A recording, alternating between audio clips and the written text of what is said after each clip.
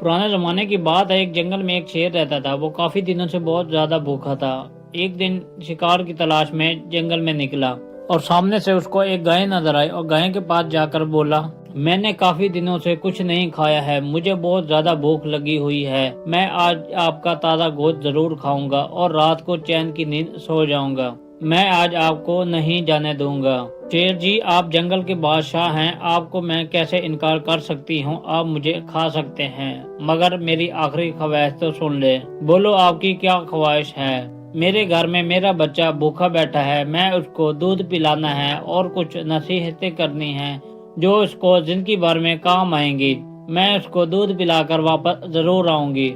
मैं आप पे कैसे भरोसा कर लूं कि आप वापस आओगी। शेर बादशाह, मैं आपसे वादा करती हूँ, मैं अपने बच्चे को दूध पिलाकर वापस जरूर आऊंगी।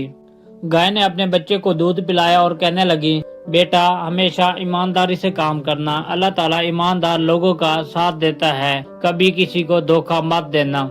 लो शेर बादशाह, मैं आ गई हूँ, अब आप मुझे खा सकते हैं। शेर देखकर बहुत हैरान हुआ और सोचने लगा, इतना ईमानदार भी कोई हो सकता है।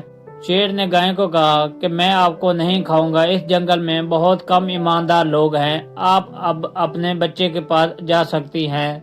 गाय जब वापस अपने बच्चे के पास आई और बच्चे ने पूछा, माँ, आप तो कह रही थी मैं कभी वापस नहीं आऊंगी, आप फिर वापस कैसे आ गई। गाय ने कहा, बेटा, मैंने ईमानदारी से काम किया था और अल्लाह ताला ईमानदार लोगों का साथ देता है। आज मेरी ईमानदारी की वजह से जान बच गई है।